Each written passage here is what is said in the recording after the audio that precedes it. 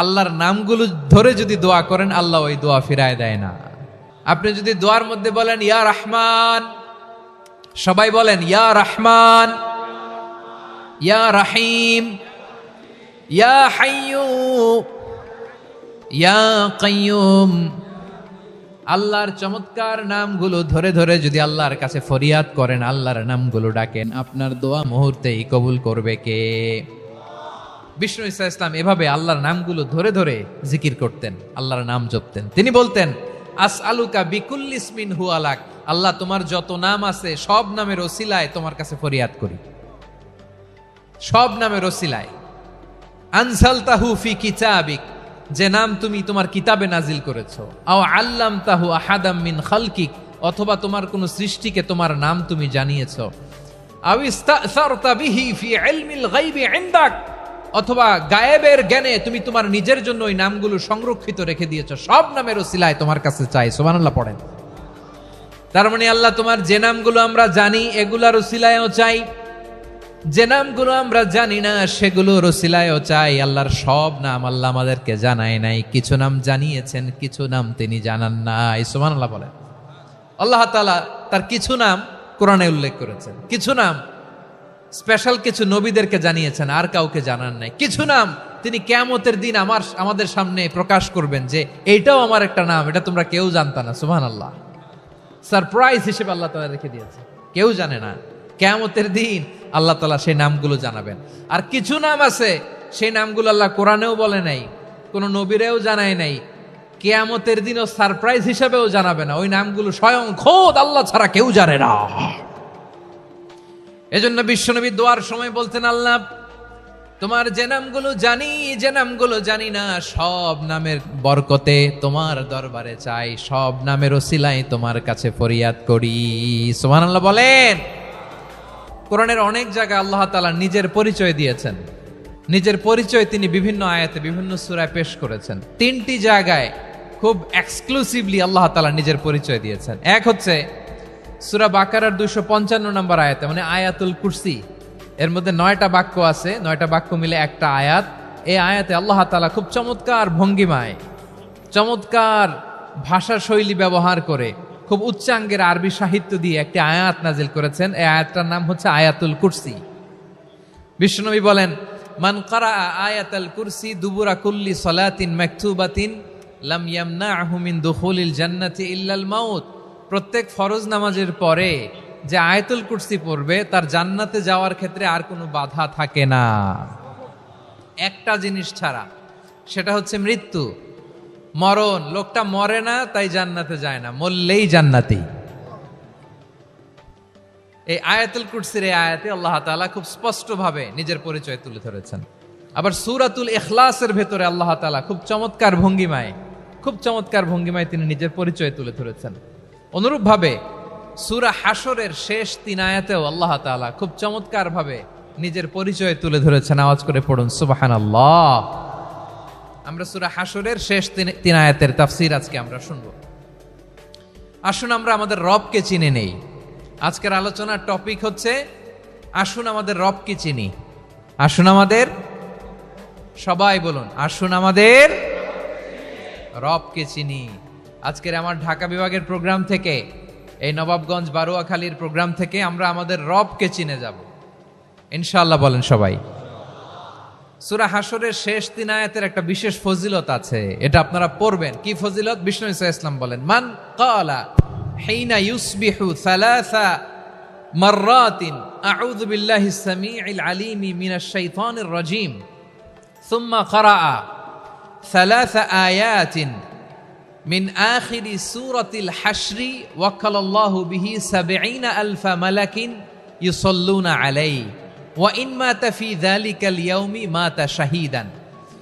বিশ্বনবী মুহাম্মদুর রাসূলুল্লাহ সাল্লাল্লাহু আলাইহি ওয়াসাল্লাম ইরশাদ করেন, যে ব্যক্তি সকাল বেলা 3 বার তেলাওয়াত করবে আউযু বিল্লাহিস সামিউল আলিম মিনাশ শাইতানির রাজীম, এরপরে সূরা হাশরের শেষ 3টি আয়াত তেলাওয়াত করবে, রব্বুল আলামিন ওই ব্যক্তির জন্য ৭০,০০০ ফেরেশতা নিয়োগ দিবেন, যারা সারা দিন ওই লোকের জন্য মাগফিরাতের দোয়া করবে। শুধু এখানেই শেষ নয়, বিশ্বনবী ফরমান ওয়া ইন মাতা ফি যালিকাল ইয়াউমি মাতা শাহীদান, ওই দিন যদি ওই ব্যক্তিটা ইন্তেকাল করে সে শহীদ হয়ে কিয়ামতের দিন আল্লাহর সামনে দাঁড়াবে। সকালবেলা যদি পড়েন 3 বার আউযু বিল্লাহি সামিল আলিম মিনাশ শাইতানির রাজিম 3 বার পড়ে সূরা হাশরের শেষ 3 আয়াত যদি তেলাওয়াত করেন, তাহলে আপনার জন্য আল্লাহ তাআলা 70,000 ফেরেশতা নিয়োগ করবে। সারা দিন তারা আপনার জন্য মাগফিরাতের দোয়া করবে। আর ওই দিন ইন্তেকাল করলে আল্লাহ তাআলা শহীদ হিসেবে আপনাকে কিয়ামতের দিন দাঁড় করাবে। সুবহানাল্লাহ, এত আস্তে। আবার সন্ধ্যাবেলায় যদি পড়েন, সারা রাতের জন্য 70,000 ফেরেশতা মাগফিরাতের দোয়া করবে। ওই রাতে মারা গেলে শাহাদাতের মৃত্যু নসিব হয়ে যাবে। এজন্য এই দোয়াটা পড়ার দরকার আছে না নাই? আযকারুস সাবাহি ওয়াল মাসা, সকাল সন্ধ্যার যে জিকির, এই জিকিরের অন্তর্ভুক্ত করে নেবেন এই ওয়াজিফাটা। যে হাদিসটা বর্ণনা করলাম সুনানে তিরমিজির হাদিস, যদিও হাদিসটা সনদের দিক থেকে দাঈফ, কিন্তু মুহাদ্দিসিনে একরাম বলেছেন যেহেতু এটা ফাজাইলুল আমালের হাদিস, এটা পড়ার ক্ষেত্রে কোনো নিষেধাজ্ঞা নাই, এটা পড়া যাবে। সো সকাল সন্ধ্যা যদি সুযোগ হয় এই ওয়াজিফাটা যেন আমরা পড়ি। এই 3টি আয়াতের ভেতরে আল্লাহ তাআলা তার 14টি গুণবাচক নাম উল্লেখ করে দিয়েছেন। কয়টি? আওয়াজ করে বলেন তো, যারা শুনতে পেয়েছেন বলেন। এই 3টি আয়াতের মধ্যে আল্লাহর কয়টি সুন্দর সুন্দর গুণবাচক নাম আছে বলেন তো? কয়টি? সবাই বলেন কয়টি? 14টি গুণবাচক নাম, চমৎকার চমৎকার নাম। যে নামগুলো যদি আমরা আজকে পড়ি, শুনি, জানি, আল্লাহ তাআলা সম্পর্কে ব্যাপক ধারণা, ইনডেপথ, আমার রব সম্পর্কে ইনডেপথ নলেজ নিয়ে আজকে আমরা ফিরতে পারবো ইনশাআল্লাহ। বলেন সবাই। আসুন আমরা আল্লাহ তাআলার এই চমৎকার চমৎকার 14টি নামের ব্যাখ্যা বিশ্লেষণ আজকের এই তাফসীর ময়দান থেকে জানি। প্রিয় ভাইয়েরা, আল্লাহর অনেক সুন্দর সুন্দর নাম আছে। আমাদের উচিত এই নামগুলো দিয়ে আল্লাহকে ডাকা। ভাই, তোমরা যদি ড্রোন একেবারে আমার মাথার সামনে নিয়ে আসো তাইলে হবে? একটা নিরাপদ দূরত্বে রাখতে হবে, এই ড্রোনের সাউন্ড যেন আমি না পাই। সেফ জোনে থাকতে হবে, দূরে থাকো। সম্মানিত ভাইয়েরা, আল্লাহ তাআলার চমৎকার চমৎকার অনেক নাম আছে যেগুলো আল্লাহ তাআলা কোরআনে উল্লেখ করেছেন। আল্লাহর আসল নাম হচ্ছে আল্লাহ। আসল নাম কি? সবাই বলুন, আসল নাম কি? আল্লাহ তাআলার আসল নাম হচ্ছে আল্লাহ। আওয়াজ করে আল্লাহর একটা ডাক দেন, বলেন আল্লাহ। মন থেকে, হৃদয়ের গহীন থেকে, হৃদয় নিংড়ানো মনের সবটুকুন ভালোবাসাকে উজাড় করে দিয়ে আল্লাহর নামটা জপেন তো, পড়েন তো আল্লাহ। কেমন লাগে? ভালো লাগে? এর চেয়ে সুন্দর মধুমাখা নাম, জাদুমাখা নাম আর আছে? দু একজন বলছে নাই। আওয়াজ করে বলেন, এর চেয়ে সুন্দর নাম আর আছে? আল্লাহ নাম যতই জপি ততই মধুর লাগে, নামে এত জাদু থাকে কে জানি তো আগে। আল্লাহ নাম যতই জপি, ও নাম জপে প্রিয়তম, ও নাম জপে মজনু সম, ওই নামে পাপিয়া গাহে হৃদয় গোলাপে বাগে। আল্লাহ নাম যতই জপি। আল্লাহু আকবার। এত মধুর নাম আর দ্বিতীয়টা নাই। যতই জপি ততই ভাল লাগে, ঠিক কিনা বলেন? এজন্য রব্বুল আলামিন বলেন, ওয়ালিল্লাহিল আসমাউল হুসনা ফাদউহু বিহা ওয়া যারুল্লাযীনা ইউলহিদুনা ফি আসমাই সায়ুজজাউনা মা কানু ইয়ামালুন।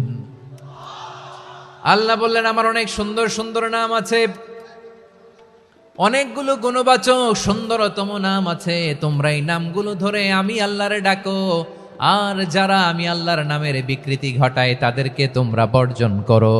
আর তারা দুনিয়াতে যা করেছে আখিরাতের ফল তারা ঠিকই পাবে। সুবহানাল্লাহ বলেন।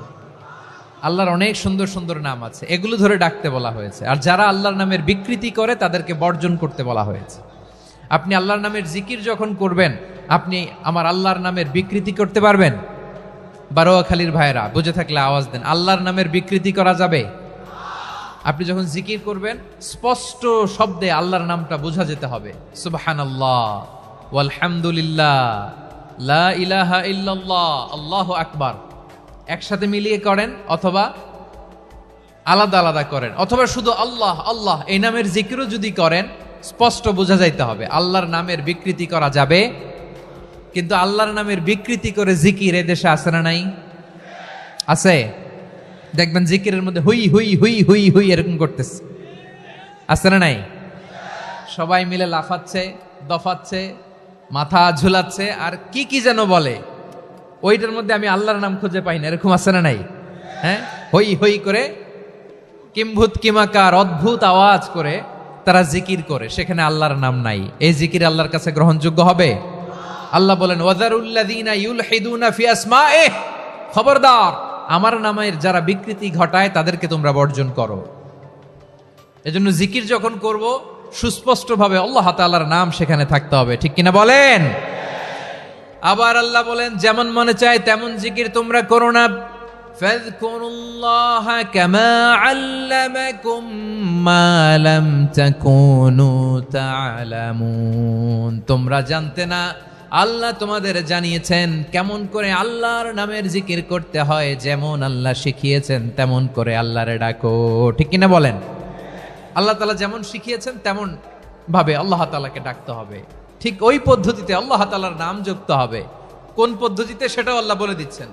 আল্লাহ তাআলা বললেন ওয়াজকুর রাব্বাকা ফি নাফসিকা তাদাররুআন ওয়া খীফাতান ওয়া দুনাল জাহরি মিনাল কওলি বিল গুদুওয়ি ওয়াল আসাল ওয়া লা তাকুম মিনাল গাফিলিন, খবরদার আল্লাহর নামের জিকির করো, আল্লাহকে ডাকো। ফি নাফসিকা মনে মনে, তাদাররুআন সবিনয়ে, খীফাতান ভীত বিহবল চিত্তে, দুনাল জাহারি মিনাল কওল অনুচ্চ স্বরে অনুচ্চ আওয়াজে। এভাবে আল্লাহর ডাকলে সেই ডাকা কবুল করে নিবে কে? তাহলে আল্লাহকে জপতে হবে মনে মনে, সবিনয়ে, ভীত বিহবল চিত্তে, অনুচ্চ স্বরে, এভাবে জিকির করতে হবে। বিশ্ব ইসলাম এবং বিশ্বনবীর সাহাবারা ঠিক এই পদ্ধতিতে আল্লাহ তাআলাকে ডাকতেন। তাহলে এই যে আল্লাহ তাআলার সুন্দর সুন্দর নামগুলো আছে, এগুলো ধরে আমরা আল্লাহ তাআলার জিকির করব, তার প্রশংসা করব, তার পবিত্রতা বর্ণনা করব, তাহলে খুশি হবেন কে? বিষ্ণু ঈসা ইসলাম বলেন আশ-শাইতানু জাসিম আলা কলবি ইবনে আদম, শয়তান বনি আদমের কলবের মধ্যে এরকম খামচি মেরে বসে থাকে। খামচি বোঝেন তো? শয়তান বনি আদমের হৃদয়ে কলবে খামচি মেরে বসে থাকে। ফাইদা যাকারাল্লাহ খানাসা, যখন মানুষ আল্লাহর জিকির করে শয়তান দৌড়ে পালায়।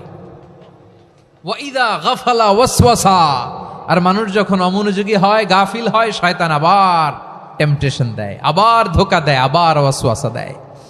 এজন্য বিশ্বনবী বলতেন লা ইয়াজালু লিসানুকা রাতবান মিন যিকরিল্লাহ, সব সময় প্রতি মুহূর্তে সর্বক্ষণে তোমার জিহ্বাটা আল্লাহর জিকির দিয়ে ভিজা রাখবা, আল্লাহর জিকির দিয়ে সিক্ত রাখবা, তাহলে কবুল করবে কে?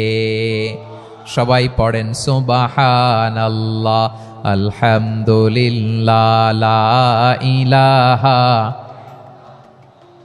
সুবহানাল্লাহ, আলহামদুলিল্লাহ, লা ইলাহা ইল্লাল্লাহ, লা ইলাহা ইল্লাল্লাহু মুহাম্মাদুর রাসূলুল্লাহ সাল্লাল্লাহু আলাইহি ওয়াসাল্লাম। প্রিয় ভাইরা, আল্লাহ তাআলার অনেকগুলো নাম আছে। আল্লাহ তাআলার এই নামগুলো ধরে তার নাম আমাদের ডাকতে হবে, জপতে হবে। বিষ্ণু ইসলাম বলেন ইন্না লিল্লাহি তিসআতান ওয়া তিসঈনা ইসমান মিআতান ইল্লা ওয়াহিদা, আল্লাহর রয়েছে 99টা নাম, এক কম 100।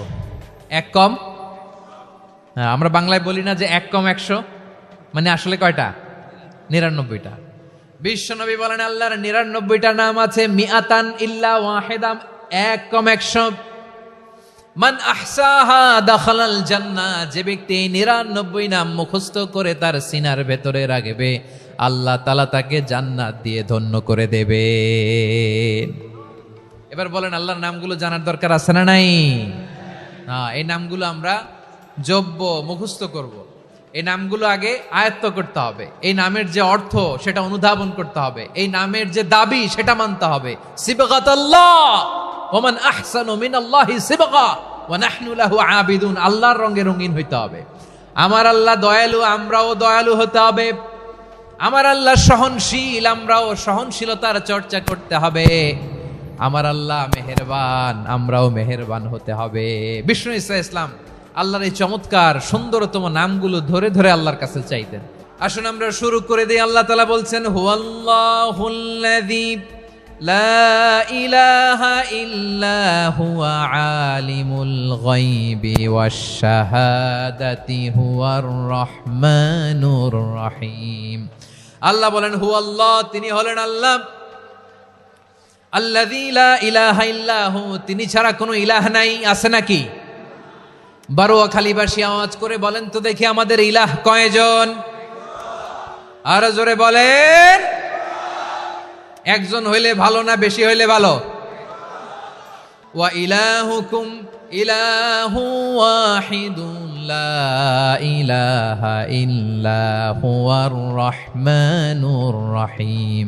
আল্লাহ বলেন তোমাদের ইলাহ হলো একজন, তিনি ছাড়া কোনো ইলাহ নেই, তিনি দয়াময়, তিনি মেহেরবান। ইলাহ যদি একজন না হয়ে দুইজন হতো, ঝামেলা আছে না নাই? লাউ কানা ফীহিমা আলিহাতুন ইল্লাল্লাহু লাফাসাদাতা।